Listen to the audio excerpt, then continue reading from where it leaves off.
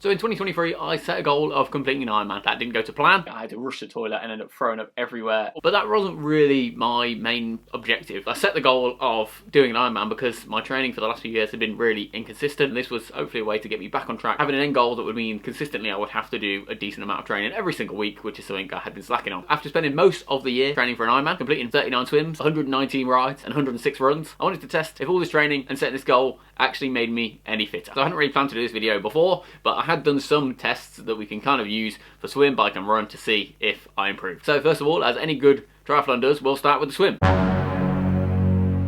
So for swimming, the best way to test our fitness, and one thing I'd done earlier in the season, was to do a critical swim speed test. This is a quick way to measure your swim fitness and figure out paces in theory you could hold for an hour. It's kind of like an FTP, but a swimming version. Thankfully, much like an FTP test, you don't actually have to go all out for an hour to figure out your pace. It is early in the morning, well, 7 o'clock, half 7. Gonna go do my swim fitness test. Start off with the swim, of course. So how we do the swim fitness test is a 400 meter all out effort and a 200 meter all out effort. Then we have to do some maths to get our critical swim speed. It took me ages to find my old swim speed. I think it was like 2:13 or something like that. I'm sure I made a video where I said what it was. I couldn't find it, but I've added it to Training Peaks, so I know I did it. So yeah, hopefully we're better than that. I don't know. It's gonna be nearly like 10 days since I last swam when I'm doing this.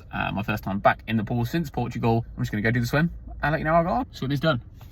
Goggle marks are in place. The swim went alright. It was quite crowded in the pool, but when I got towards the 400 metres, started to feel like there was a bit more space. 400 metre, I think I started a bit too fast and then, yeah, really kind of fell off towards the end. So for my 400 metres, it was like 8:27.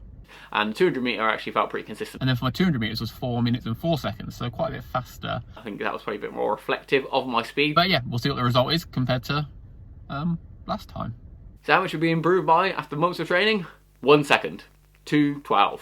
I beat my time by 1 second. Yeah, to be honest, I didn't really swim enough. After doing the half distance triathlon in August, I was pretty happy with my swim performance then, and I was more looking to improve my run and cycling, so I didn't really focus as much on the swimming. So being like a part-time triathlete, swimming is probably the hardest one for me to do. I have to be in a set place at a set time, I have to pre-book it, I have to pre-plan, whereas if I want to go for a run, I can go at any time. If I want to go on the bike, I can just hop on Zwift and do that any time. Does explain why the swim fitness didn't improve as much. Alright, let's get onto the bike. Before we get to that though, if you are enjoying this so far, please leave a like on the video, subscribe if you're not already subscribed to the channel. I'm going to try and do triathlon based content every single week from now on. Now I'm not training for an Ironman, have a bit more time to make some videos.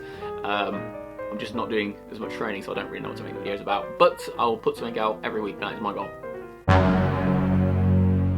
Ready for test number 2, which of course, after doing the swim, is the bike. Gonna do a ramp test on Zwift. FTP is gonna be what we go off. Maybe not the most accurate, but it's, yeah, the end of October, so I don't really want to go out and do like a course that I did in March. Also, my FTP I haven't tested since like the 10th of October last year. Probably because normally this time of year, I just put the bike on the trainer and don't really go outside. So yeah, it'd be interesting to see. My FTP last time was 173, which I'm hoping I'm quite a bit better than that now. I feel like that time last year, I hadn't been training a lot at all. And then in October and November last year, I got into Zwift a bit more. Then in December, I did a running challenge, so I didn't really Zwift much. I started the Ironman training properly in March, but I feel like hopefully my fitness was above that anyway. So yeah, I want to test it now. It'd be interesting to see as well, I suppose, how I do at the end of the winter. So we started the test and I was feeling pretty good. I had a little warm up on the bike. Again, much like the swim, haven't been on the bike since Ironman Portugal, but yeah, felt good to get back on it. Test is beginning, just done 13 minutes warm up and then I did a little calibration on there. So yeah, got another 5 minutes to warm up now.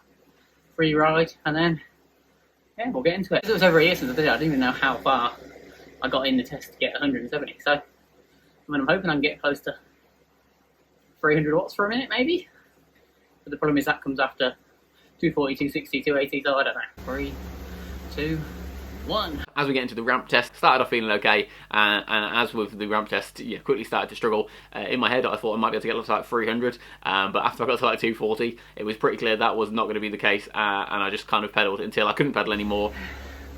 Oh, I can't go anymore. No.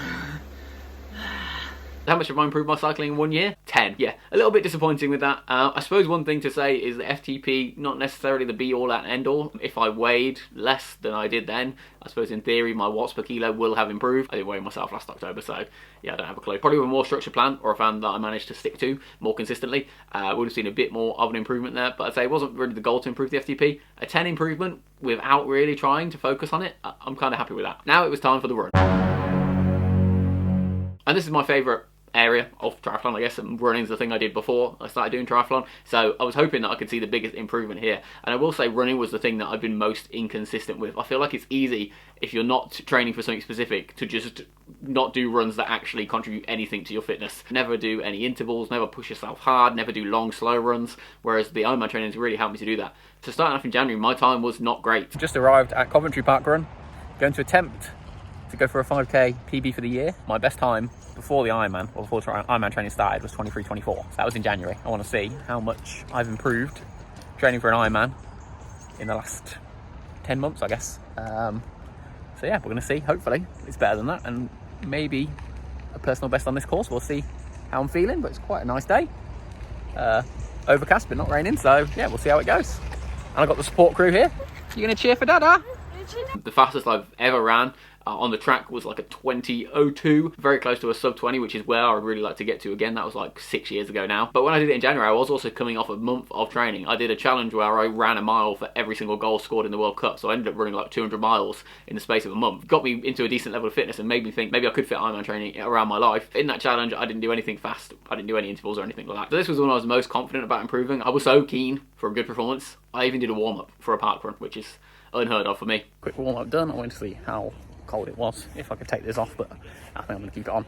If I get half the one left, I'll just take it off and throw it. But yeah, going to head to the start, hopefully, for a good park run.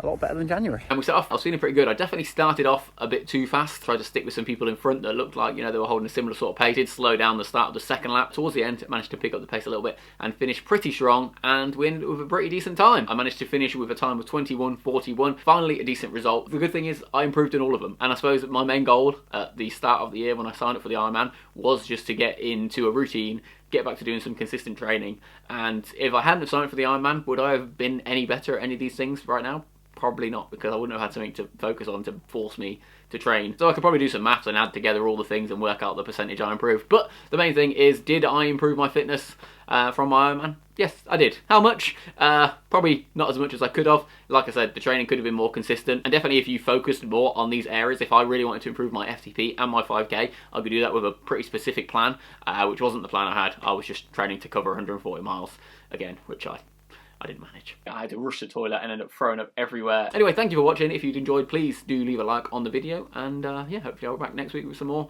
triathlon-based content.